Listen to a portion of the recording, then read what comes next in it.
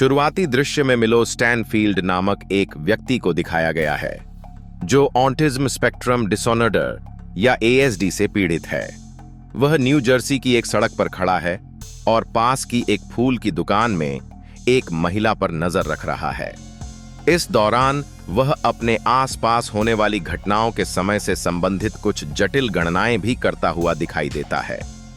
मिलो ने एक यात्री बस, एक गड्ढा, एक स्ट्रीट आर्टिस्ट और एक साइकिल सवार को तेज गति से आते हुए देखा। इन अवलोकनों के बाद वह सड़क पार करता है और गड्ढे के बगल में एक मेलबॉक्स के शीर्ष पर रणनीतिक रूप से एक पेन रखता है। इसके तुरंत बाद उसकी योजनाबद्ध श्रृंखला प्रतिक्रिया होती है। एक टैक्सी गड्ढे पर चढ़ जाती है जिससे पेन पर पानी के छींटे पड़ते हैं, जिससे वह जमीन पर गिर जाता है। यह स्ट्रीट आर्टिस्ट का ध्यान खींचता है जो फिर पेन उठाने के लिए आगे बढ़ता है। उसी समय तेज रफ्तार से साइकिल चलाने वाला आर्टिस्ट से टकरा जाता है, जिसके परिणाम स्वरूप वह मेल बॉक्स से टकरा जाता है और पास के फलों के ठेले पर गिर जाता है। सड़क पर अफरा तफरी मच जाती है, जिससे बस चालक सहित सभी का ध्यान भटक जाता है। नतीजतन वह ट्रैफिक लाइट के लाल होने पर ध्यान नहीं देता और सड़क पार कर रही उसी महिला को टक्कर मार देता है, जिससे उसकी मौके पर ही मौत हो जाती है। और लोग कहते हैं कि गणित खतरनाक नहीं है। मिलो फिर यह पुष्टि करने के बाद कि उसकी योजना सुचारू रूप से चली गई, घटना स्थल से चला जाता है। फिर दृश्य में एक FBI विशेष एजेंट ओलिविया डनहम को दिखाया जाता है। वह होमलैंड सिक्योरिटी के फ्रिंज डिवीजन के लिए काम करती है, जो असाधारण घटनाओं में विशेषज्ञता रखती है। ऐसा लगता है कि ओलिविया अपने सिर की चोट के कारण लंबे अंतराल के बाद काम पर वापस लौट रही है। जैसे ही वह फ्रिंज मुख्यालय में प्रवेश करती है, उसका स्वागत उसके एक साथी अधिकारी चार्ली द्वारा किया जाता है, जो टीम का पर्यवेक्षक है। इस बीच एजेंसी के प्रमुख वॉल्टरनेट बिशप ओलिविया की वापसी के बारे में लैब सहायकों में से एक फिलिप ब्रॉयल्स से बात कर रहे हैं। फिलिप कहता है कि वह फॉक्स लिविया नाम की एक नकली है और चिंता व्यक्त करता है कि क्या वे अपनी टीम में एक धोखेबाज को शामिल कर सकते हैं। यहाँ यह पता चलता है कि ओलिविया, जो आरारिया से कार्यालय के अंदर है, असली नहीं है। वह वास्तव में एक धोखेबाज है जिसे असली की जगह पर लाया गया है। वॉल्टरनेट फिर फॉक्स लिविया को इस ब्रह्मांड में रखने और असली ओलिविया की यादों को उसमें प्रत्यारोपित करने के पीछे अपनी प्रेरणा का खुलासा करता है। वह दावा करता है कि फॉक्स लिविया ही एकमात्र ऐसी है जो बिना किसी नुकसान के ब्रह्मांडों के बीच यात्रा कर सकती है। वॉल्टरनेट यह पता लगाना चाहता है कि वह ऐसा कैसे कर सकती है। इसके लिए वह कहता है कि उन्हें उसे यह विश्वास दिलाना होगा कि वह यहाँ की है। फिलिप पूछता है, क्या होगा अगर उसकी नई पहचान टिक नहीं पाती? जिस पर चीफ जवाब देता है कि उसके बाद उसकी कोई जरूरत नहीं रह जाएगी। इसके बाद चार्ली टीम को उस बस दुर्घटना के बारे में बताता है, जिसके बारे में उसका दावा है कि इस हफ्ते में 2 बार ऐसा हुआ है। प्रत्येक मामले में पीड़ित की मृत्यु हो चुकी है। फिर वह अपने दल से साइट जांच के लिए जाने से पहले सावधानी बरतने को कहता है।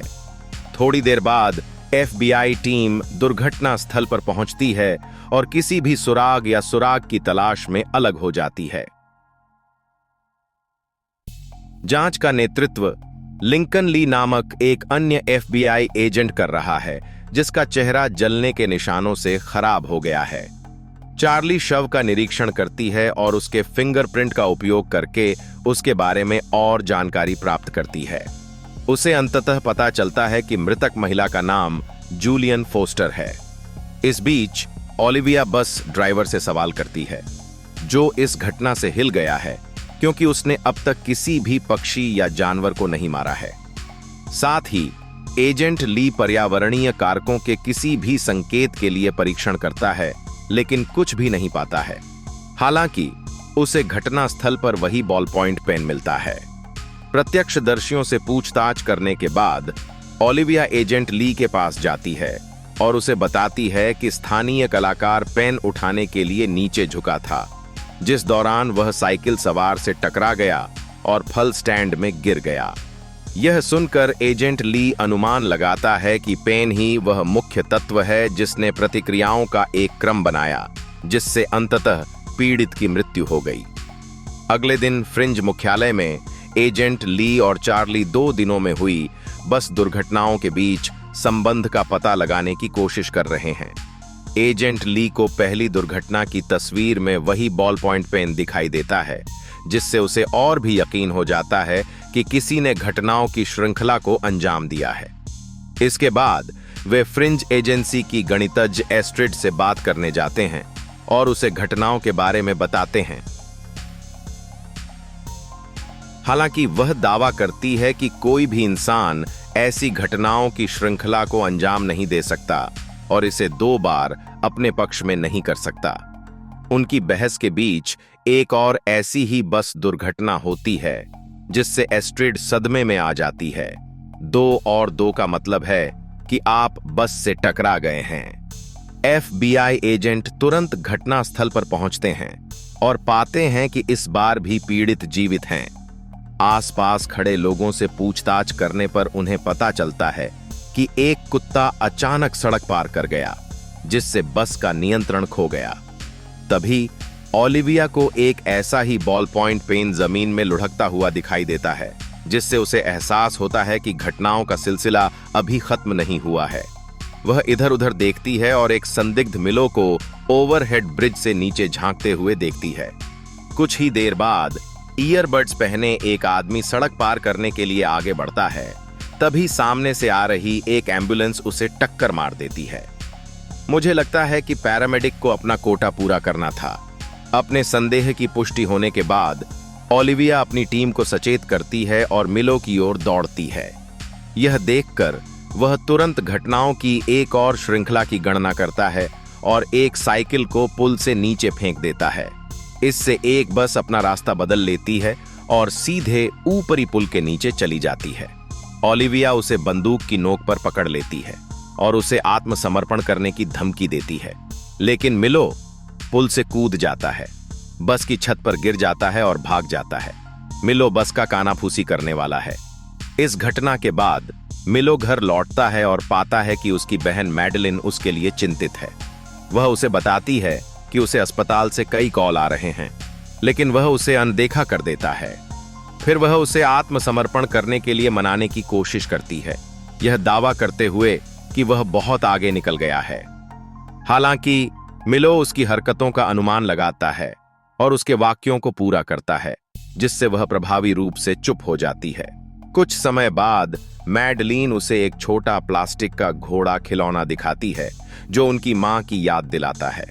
यह उसे असहज महसूस कराता है और वह यह कहते हुए चला जाता है कि अब यह अप्रासंगिक है।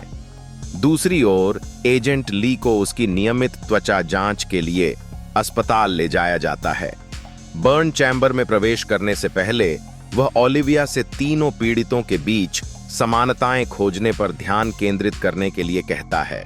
उसके निर्देशों का पालन करते हुए ओलिविया वापस मुख्यालय लौटती है और दुर्घटनाओं के गवाहों से बात करना शुरू करती है। थोड़ी जांच के बाद उसे पता चलता है कि तीनों पीड़ितों और एक मेडिकल सेंटर के बीच संबंध हैं। वे तीनों प्रत्यक्ष या अप्रत्यक्ष रूप से इस केंद्र से जुड़े हुए थे। वह अपनी खोज चार्ली के साथ साझा करती है और दोनों तुरंत इस चिकित्सा केंद्र की ओर चल पड़ते हैं। वहां पहुंचने पर ओलिविया ने देखा कि रोगियों का एक समूह एक ही बॉल पॉइंट पेन का उपयोग कर रहा है, क्योंकि वे डिजिटल उपकरणों का उपयोग करने में असमर्थ हैं। आईपैड उनकी आंखों को पागल कर देते हैं। बाद में वे डॉ लेविन से मिलते हैं, जो एक मुख्य चिकित्सक हैं और बस दुर्घटनाओं के तीनों पीड़ितों को पहचानते हैं। पीड़ितों के बारे में कुछ विवरण बताने के बाद डॉ लेविन बताते हैं कि वे मानसिक रूप से विकलांग रोगियों की बुद्धिमत्ता को बढ़ाने के लिए प्रयोगात्मक प्रक्रियाओं के माध्यम से उनकी मदद कर रहे हैं। वह उन्हें अपने मरीजों की वीडियो फुटेज भी दिखाता है, जिसमें ओलिविया मिलो को देखती है। उसके बारे में पूछने पर डॉ लेविन जवाब देते हैं कि वह उनके मरीजों में से एक है, जो उसी दवा परीक्षण से गुजरा था जिसने उसके आईक्यू को तेजी से बढ़ाया था।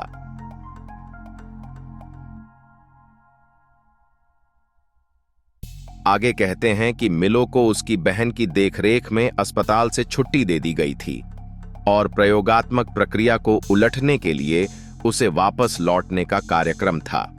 लेकिन अब वह उनकी कॉल का जवाब नहीं दे रहा है और वह उन सभी को मार रहा है जो उस पर नियंत्रण करने की कोशिश कर रहे हैं। मिलो की बहन के बारे में जानने के बाद FBI एजेंट उससे मिलने का फैसला करते हैं। उन्हें पता नहीं है कि मिलो ओलिविया पर कड़ी नजर रख रहा है, उसकी हर हरकत को नोट कर रहा है और उसके अगले कदम का अनुमान लगा रहा है। बाद में चार्ली और ओलिविया मिलो के घर पहुंचते हैं, जहां उनका स्वागत मैडलिन द्वारा किया जाता है। वे उससे मिलो के ठिकाने के बारे में पूछते हैं, लेकिन वह दावा करती है कि उसे उनके बारे में कुछ नहीं पता, यह महसूस करते हुए कि वह कुछ छिपा रही है। एजेंट उसे उसके द्वारा किए गए अपराधों के बारे में बताते हैं और उसे आजाद घूमने देना कितना खतरनाक है। जब चार्ली मिलो के कमरे की जांच करने जाता है तो ओलिविया अपनी दिवंगत बहन के बारे में बताती है और बताती है कि वे एक दूसरे का कितना ख्याल रखते थे। यह बात मैडलिन को अपने भाई के बारे में और जानकारी देने के लिए काफी सुकून देती है। वह बताती है कि मिलो कई घटनाओं के परिणाम को छोटी से छोटी बात तक का अनुमान लगाने में सक्षम है और वह केवल खिलौना घोड़ा दिखाकर ही मिलो की एकाग्रता को तोड़ सकती है। जब भी वह बुलसाई को देखता है तो उसे एक अजीब सी अनुभूति होती है। ओलिविया आखिरकार उसे वह सब कुछ बताने के लिए राजी कर लेती है जो वह जानती है, इस बात पर जोर देते हुए कि वे नागरिकों के साथ साथ मिलो की सुरक्षा के लिए भी चिंतित हैं। मैडलिन फिर उसे एक नोट थमाती है जिसमें उस होटल का स्थान बताया जाता है जिसमें मिलो वर्तमान में रह रहा है। इसके बाद ओलिविया और चार्ली मिलो को पकड़ने के लिए एस्ट्रिड के साथ योजनाओं पर चर्चा करते हैं। हालांकि उन्हें जल्द ही एहसास हो जाता है कि कोई भी योजना निरर्थक होगी, क्योंकि वह उनकी हर चाल का अनुमान लगा सकता है। नतीजतन वे बिना किसी बैकअप के सीधे होटल से संपर्क करने का विकल्प चुनते हैं। मुझे नहीं पता कि इससे क्या मदद मिलेगी, लेकिन वे सबसे बेहतर जानते हैं। इस बीच मिलो को अपने होटल के कमरे में देखा जाता है, खिड़की से नीचे देखते हुए और अगले कुछ मिनटों में होने वाली घटनाओं की कल्पना करते हुए। अपनी क्षमता के साथ वह भविष्यवाणी करता है कि ओलिविया और चार्ली जल्द ही आएंगे और वे उसका पीछा करेंगे। वह यह भी गणना करता है कि वह ओलिविया को निर्माण के एक चिह्नित क्षेत्र से फुसलाकर मार सकता है जहां हवा बहुत पतली है, और उसे सीमेंट की ईंटों के भार के नीचे कुचल सकता है। जैसा कि उसने अनुमान लगाया था, 2 FBI एजेंट होटल में पहुंचते हैं और सड़क पर मिलो को उनका इंतजार करते हुए पाते हैं। फिर वह निर्माण की ओर भागता है जबकि एजेंट उसका पीछा करते हैं। ओलिविया, जो पतली हवा वाले क्षेत्र के लिए चेतावनी संकेतों से अनजान है, श्वास यंत्र लगाने के लिए रुकने के बजाय उसमें से तेजी से निकल जाती है। यह वास्तव में मिलो की गणना को गलत बनाता है। उसने नहीं सोचा था कि वह इतनी मूर्ख होगी।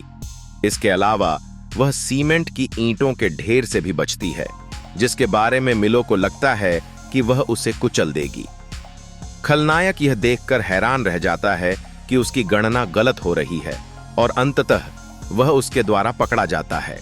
इस समय ओलिविया ऑक्सीजन के निम्न स्तर के कारण लगभग दम घुटने लगती है, लेकिन शुक्र है कि चार्ली सही समय पर पहुंच जाता है और उसे सांस लेने के उपकरण से मदद करता है। इन घटनाओं के बाद चार्ली ओलिविया से पूछता है कि उसने श्वसन यंत्र लगाने के लिए क्यों नहीं रुका, जिस पर वह जवाब देती है कि वह चेतावनी संकेत को नहीं पहचान पाई। बाद में